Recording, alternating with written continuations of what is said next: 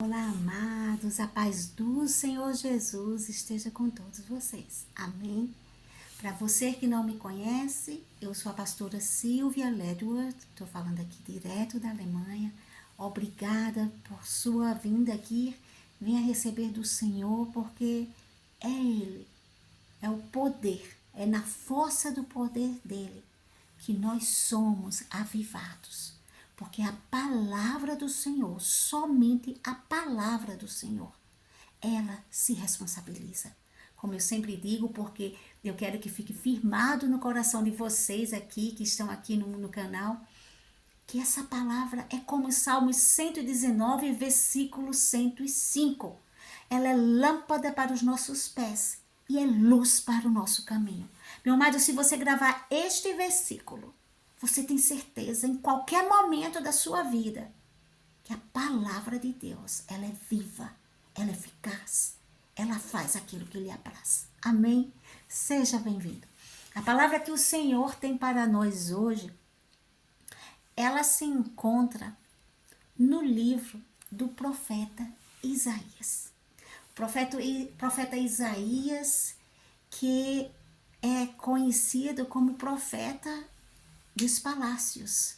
Mas mais do que isso, a sua chamada é identificada não só como os profetas, né, que sempre tenta trazer o povo de volta à fidelidade a Deus, para que o povo se arrependa e que com esse arrependimento eles alcancem a misericórdia de Deus, mas Isaías teve o seu ministério de uma forma poderosa. Ele foi escolhido por Deus para ter um ministério que os teólogos dizem o profeta messiânico, porque Deus se revelou a ele para mostrar ao povo a vinda do nosso Salvador, do nosso Messias, Jesus.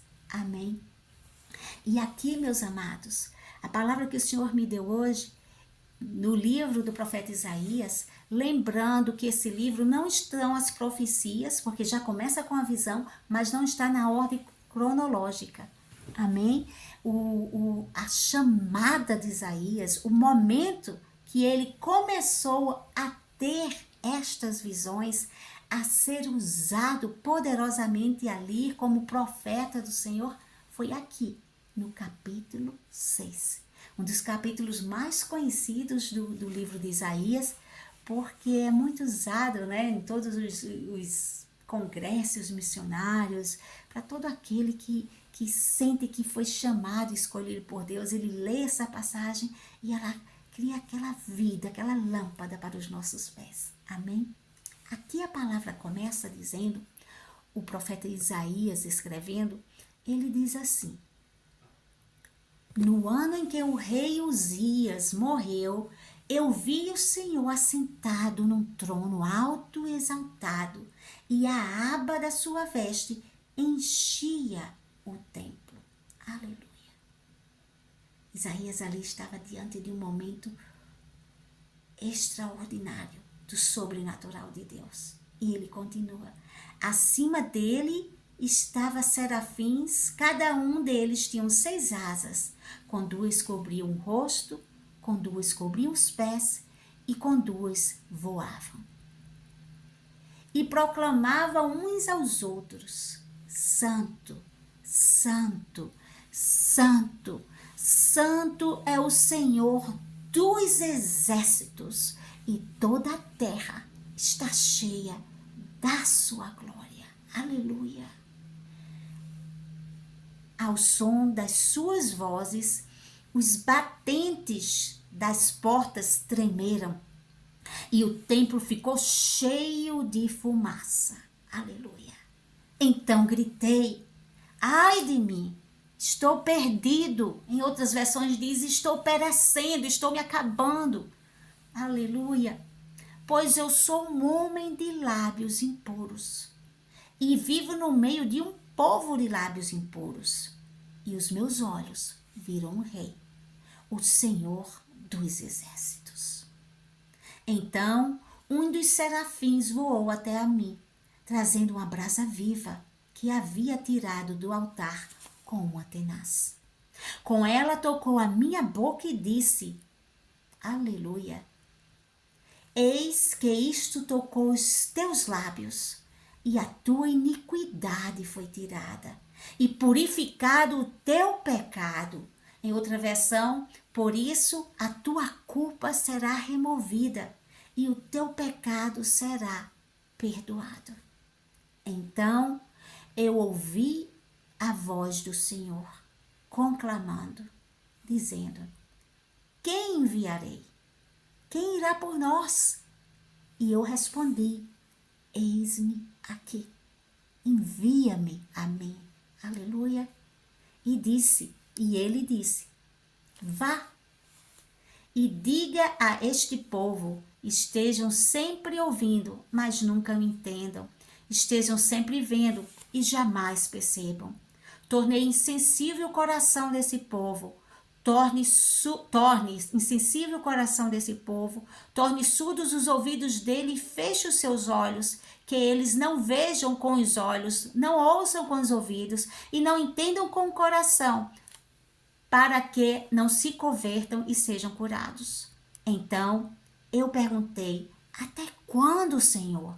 E ele respondeu, até que as cidades estejam em ruínas e sem habitantes, até que as casas fiquem abandonadas e os campos estejam totalmente devastados, até que o Senhor tenha enviado todos para longe e a terra esteja totalmente desolada.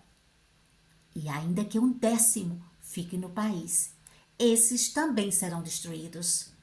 Mas assim como o terebinto e o carvalho deixa o tronco quando são derrubados, assim a santa semente será o seu tronco. Aleluia. Em outra versão, ainda que fiquem firmes, ainda que desfolharem, ainda que fiquem firmes, assim a santa semente será a firmeza dela. Amém. Meus amados, eu estava pensando em ler alguns versículos, mas o Espírito Santo, é tão pequenininho o capítulo, o Espírito Santo me guiou para ler todo. Amém? Aqui, meus amados, a primeira situação que nós vemos é que o cenário deste povo, do povo de Israel no momento, estava um cenário caótico, estava um cenário desesperador. Diante dos olhos humanos, eles, como diz aqui o profeta, no ano em que o rei Uzias morreu, o povo de Deus, tinha perdido o seu rei. Uzias foi um rei muito bom para ajudar. O rei Uzias, ele começou a reinar com 16 anos e ele morreu com 52 anos. Foi um reinado longo. E aqui, meus amados, o rei Uzias, ele representava mais para Isaías do que só um rei que tinha falecido. Nós sabemos aqui que a palavra, nós sabemos através de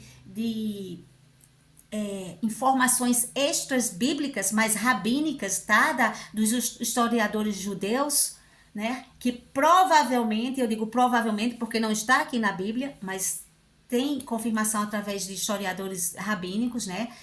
Que Isaías, que era filho de Amós, não é Amós o profeta vaqueiro, tá, meus amados? Era outro. Isaías era filho de Amós, que era irmão do rei Amazias, que era pai do rei Uzias. Então, provavelmente, o relacionamento de Isaías com o rei Uzias, eles eram o quê? Relacionamento de sangue. Eles eram primos, provavelmente. Então, Isaías vinha de uma linha de realeza, de sangue azul. Por isso que ele não é só conhecido como profeta messiânico, aquele que revelou a vinda do Messias, a vinda de Cristo, mas também dizem que ele é o profeta dos palácios, porque ele tinha acesso livre nos palácios, né? Isaías teve um ministério mais de 40 anos, quase 60 anos, eu creio. Ele começou aqui, né, quando aconteceu isso, aos 25 anos, ele trabalhava no palácio como um assessor, como um conselheiro, como um cronista do rei. Então, ele vivia esse tempo uma vida no palácio provavelmente como homem de Deus, usado por Deus, mesmo que até indiretamente ele não entendesse, mas para que aquele rei Uzias que o ouvia pudesse ter exercido um governo tão bom para o povo, não é? Mas ele vivia ainda na sua profissão secular. Mas quando o rei Uzias morreu, a palavra de Deus nos diz: no ano que o rei Uzias morreu, eu vi o Senhor assentado num trono alto e exaltado, e a aba de sua veste enchia o templo. O templo. Meus amados, Isaías estava vivendo aqui um momento difícil como ser humano. Isaías aqui tinha perdido provavelmente o seu primo, mas ainda que se não fosse primo, mas aquele que ele tinha ligação direta. Depois de tantos anos trabalhando, nós nos apegamos, não é? Aos nossos chefes quando trabalhamos, quando são pessoas de bem e ali. Imaginaria, havia um vínculo de sangue, um vínculo de amizade. E ele tinha acabado de perder não só um rei, mas alguém muito próximo e que havia uma segurança financeira através dele. Porque nós sabemos que ele estava trabalhando. Então ele deveria não ter preocupação na vida financeira, sendo um assessor, sendo um conselheiro de um rei, vivendo uma vida completamente acima do nível do restante da população. Mas agora a palavra de Deus nos diz que o rei morreu.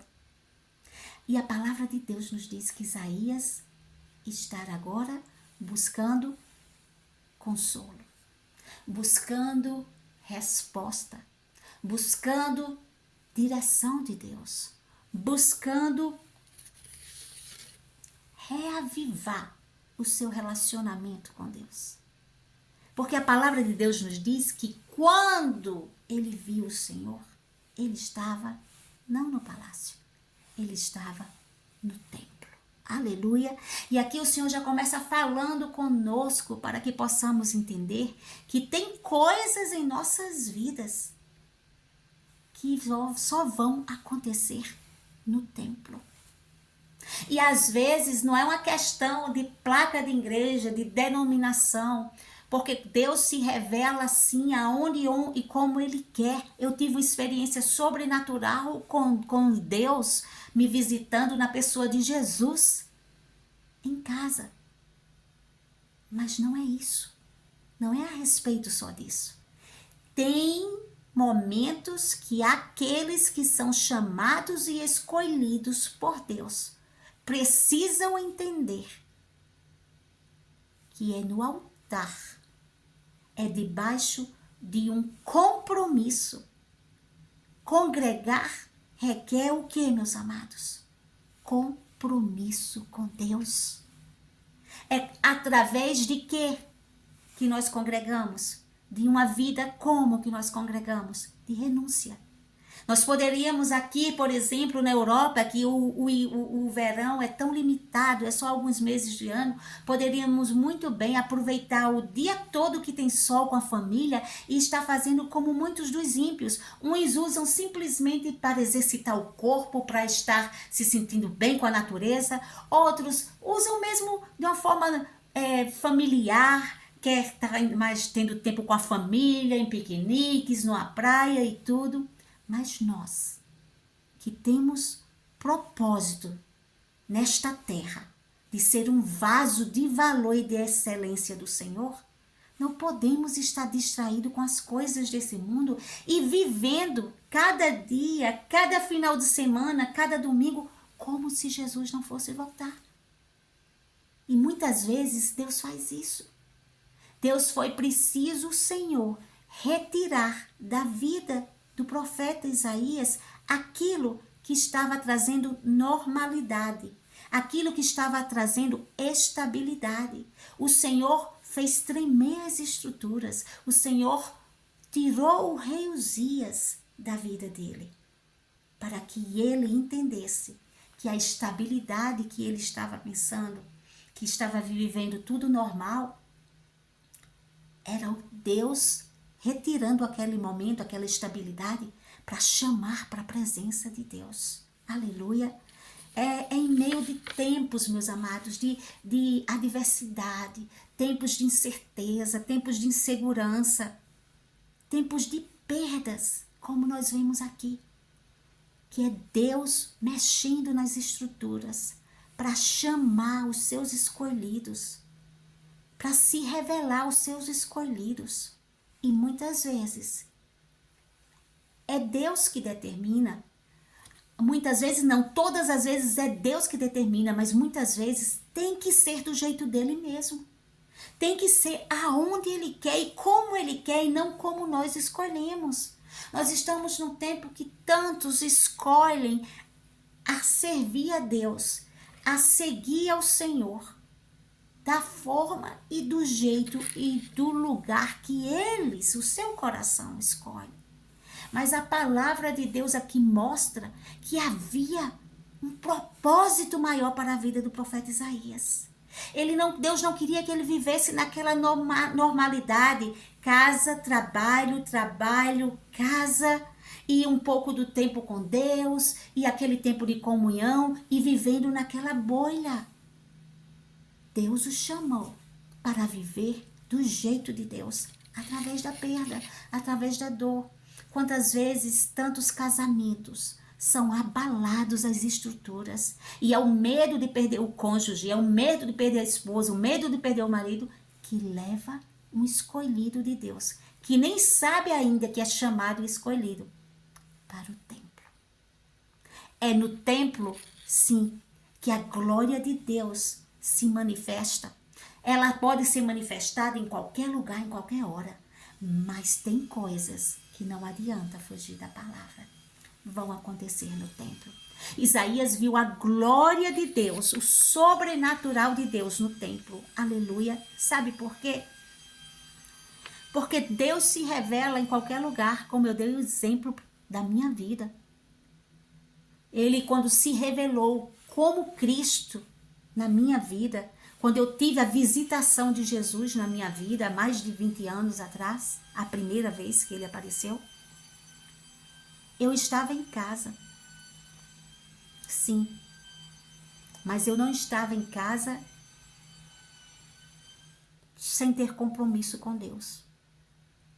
Tem situações que Deus traz para nos achegarmos a eles. Tem casamentos que são desestruturados para que as pessoas busquem a Deus e tenham uma vida de compromisso. Congregar, meus amados, é uma vida de compromisso. Por isso que muitos não querem, porque é natural que a carne não queira o compromisso de deixar de estar na rua para estar no templo. Porque no momento que você começa a congregar, os seus pastores, que são pais espirituais, que têm que zelar pela ovelha, pela vida espiritual, eles estarão preocupados que você esteja presente, que você esteja ali recebendo do Senhor, porque a gente só dá o que recebe. Ninguém pode dar o que não tem. Ninguém pode curar sem ser curado. E há um processo para tudo isso. E os pastores têm esse cuidado, sim, mas muitos que não querem o compromisso de renunciar às horas num dia de verão para estar na igreja. Compromisso de ter que ser convertido não somente como mulher e homem de Deus em oração, mas converter o bolso num compromisso de ser fiel a Deus. É muito fácil hoje não querer estar com compromisso de ser subordinado, de obedecer, de seguir direções, de servir com compromisso na igreja. As pessoas, muitas não querem isso, então é mais fácil dizer: eu sei o que Deus pediu de mim, eu estou bem como eu estou, mas tem uma vida profética que, quando aceitou a Jesus, ela fez isso. Pam, pam, pam, pam. Subiu. Deus de repente ativou dons. Deus de repente levantou como profeta. Deus de repente fez isso e aquilo. E a pessoa estava ali buscando de Deus. Mas quando chegou ao certo momento que exigia compromisso com Deus, ela recuou sem saber que estava recuando ou sem querer aceitar na mente, no consciente, que estava recuando da vontade de Deus. Porque ela recuou achando, não, mas eu estou fazendo a vontade de Deus. Eu continuo buscando, eu continuo orando, eu continuo me alimentando. Só que é do meu jeito. Só que é no dia que eu acho, só que é debaixo daquilo que eu acho que é certo, que é errado. E não é assim o jeito de Deus. Então, o que é que acontece com esses profetas? Com tantos profetas que são chamados e escolhidos, mas estão desigrejados. Não querem ter compromisso com o dízimo. Não querem ter compromisso de se sacrificar. Mas eu não tenho condições de estar todo domingo numa igreja. Custa tanto o valor de um trem aqui. É tão difícil. É verdade. Mas se até um pobrezinho no Brasil, ele consegue se sacrificar, muitas vezes até da feira, mas ele vai e paga um ônibus, e ele chega na casa do Senhor para receber de Deus, como é que nós vivemos aqui na Europa? Vai vir com esse tipo de desculpa. As pessoas que dizem isso, aparece o dinheiro. Se houver uma necessidade de um filho querer uma roupa de marca, e de ir para um shopping, ter que pegar um trem, vai aparecer o dinheiro. Se tiver vontade de ir para um país, de conhecer, até para mostrar ao povo a isso e aquilo, vai aparecer. Mas para o compromisso com Deus, há uma desculpa. E Deus está aqui chamando para você pelo amor. A palavra de Deus nos diz aqui que em Isaías, o Senhor disse que estava enviando a ele para um povo, como foi lido, que eles não ouviriam, que eles não receberiam, que eles não se curariam, porque eles eram rebeldes, porque eles não queriam. O Senhor chegou ao ponto aqui de enviar Isaías e dizer, eles não vão ouvir, eles não vão receber. O Senhor estava ali a ponto de chegar com sua justiça, porque Deus vem com a graça dele e dá tempo para nós nos arrependermos, tempo para nós nos consertarmos, tempo para nós recebermos através dos profetas dele, que por obediência a Deus e amor à sua alma, porque se não tivesse amor à sua alma, não estaria aqui falando para você se alinhar com Deus. Deus envia. Mas aqueles que não querem receber, a palavra de Deus diz que eles não vão receber. Então você, como profeta, fique em paz. Não se preocupe em agradar o homem. Se preocupe em dizer e orientar no amor. Fale a ele. Diga a ele, busque. Pergunte do Senhor se é do seu jeito. Pergunte se esse jeito é do jeito de Deus. Sim. E ele vai perguntar. Mas o que ele vai decidir, com aquela luz que veio na vida dele, para ele, chamando ele de volta para o altar, o que ele vai decidir é entre ele e Deus. A palavra de Deus diz que aqueles que receberem será um renovo. Brotará o novo de Deus. Brotará um novo tempo. Brotará uma nova história. Aleluia. Assim, Isaías aqui, naquele momento, na casa do Senhor, ele, no meio daquela dor, no meio daquela perda, no meio daquele rei que morreu, que havia um vínculo sentimental, havia segurança financeira, no meio daquela dor, ele correu para o templo. Ele não ficou abrigado no palácio, ele não ficou em casa, ele não foi para uma caverna. Ele foi para o templo. Sabe por quê? Porque Deus tem algo especial na vida de um profeta ungido e escolhido. Tem muitos ungidos, tem muitos usando o dom da profecia. Mas será que é escolhido? Porque aquele que é ungido e escolhido para um grande propósito, ele jamais vai renunciar. O Senhor o chamando para a presença dele. O Senhor o chamando para ter compromisso com ele. Sabe por quê? Porque quando Deus usa um profeta para chamar você, meu amado, para se alinhar, para se comprometer, para viver a palavra que você está pregando para os outros em verdade, é porque Deus quer te mudar de nível. Não fica com raiva do profeta, não. Dê graças a Deus que ele é obediente a Deus e está te chamando para voltar a você se alinhar com Deus, para você viver este chamado com plenitude. Isaías não estava vivendo o chamado com plenitude. Ele poderia até ter aqueles momentos de um escolhido de Deus, sensível à voz do Espírito Santo, e ali direcionar o rei para atitudes boas que abençoou o povo. Mas Deus queria mais do que aquilo. E Deus aqui chamou Isaías para o templo. E no templo ele viu a grandeza da santidade de Deus. No templo ele viu aqueles serafins que são anjos incandescentes, são fogos puros que guardam ali o trono de Deus e exaltam o nome do Senhor, dizendo de uma forma ali no superlativo, que seria o superlativo hebraico, santo, santo, santo, ou seja, santíssimo é o nosso Deus, toda a terra está cheia da sua glória. Isaías viu ali ele sentado no trono, no momento que o coração de Isaías devia estar dilacerado, no momento que o coração do povo de Israel estava preocupado, desesperado, porque não tinham mais aquela segurança política daquele rei que tinha um exército bélico de soldados de elite treinados com a mão direita. Eles não tinham mais aquela segurança. O povo estava se vendo a ser invadido a qualquer tempo, a qualquer hora pela Síria. E o rei morreu. Isaías ali devia estar desesperado também, porque eles não estavam vendo ali aquela segurança de uma vida próspera que aquele rei tinha proporcionado para o povo. Não sabia como o governo, como o país seria dali adiante. Meu amado, todas as suas inseguranças, todo o seu medo, todo o seu desespero diante dessa situação, diante dessa crise econômica, diante de talvez o emprego que você tinha perdido, a estabilidade, diante de um casamento que está chacoalhado, diante dessas situações de uma cura que você está precisando, todas essas situações que abalam o nosso eu, elas são resolvidas diante do trono de Deus. Isaías viu ali que o trono do homem estava vazio. Aquele que dava segurança, aquele que era referência ao povo de uma vida próspera e calma, não estava mais lá. Eles não sabiam qual era o amanhã. Mas Isaías viu que o trono dos céus sempre estará ocupado. E Deus estava sentado. Sentado.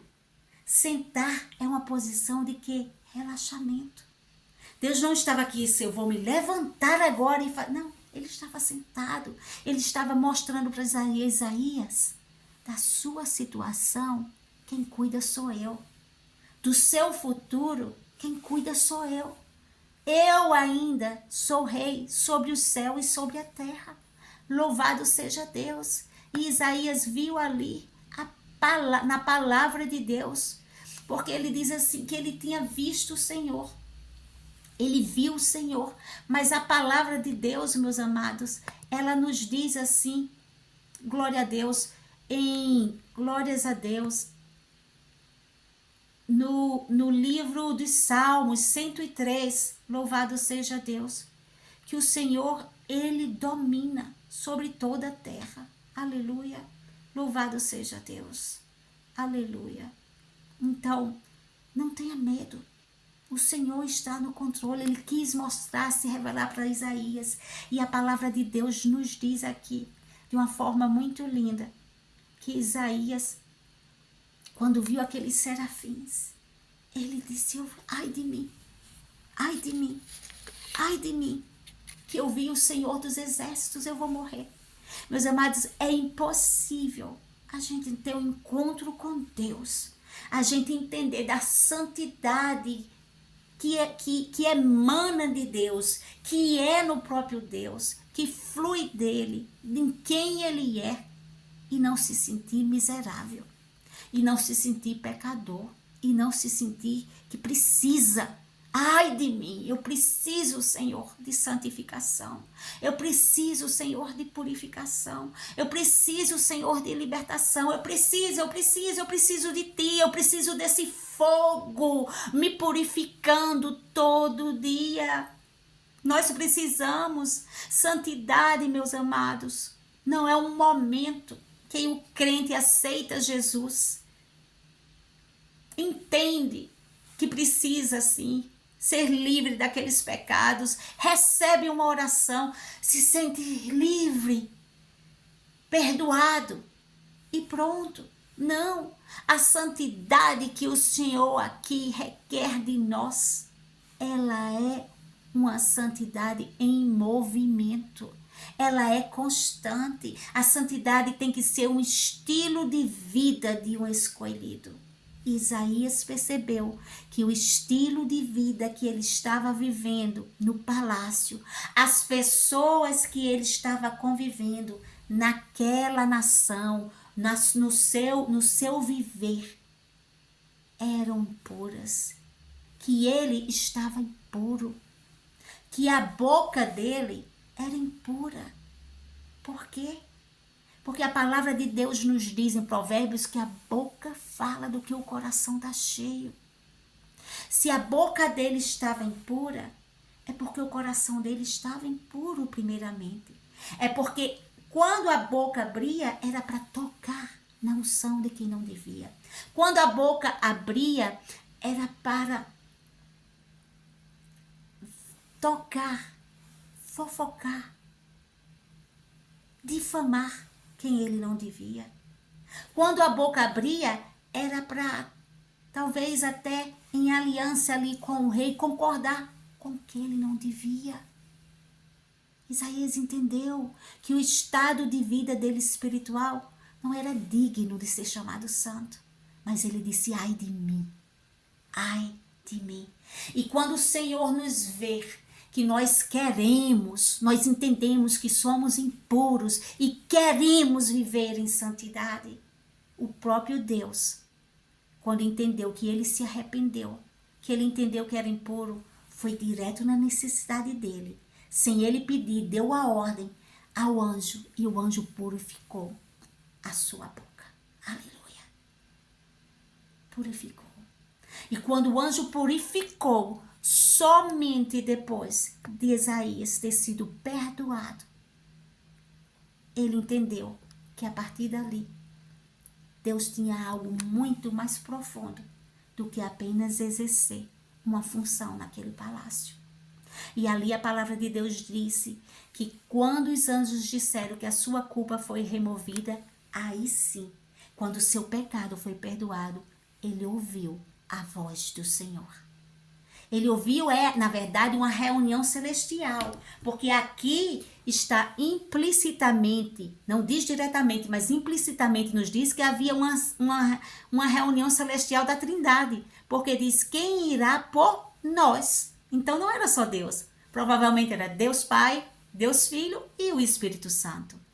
E eu respondi, eis-me aqui, envia-me a mim.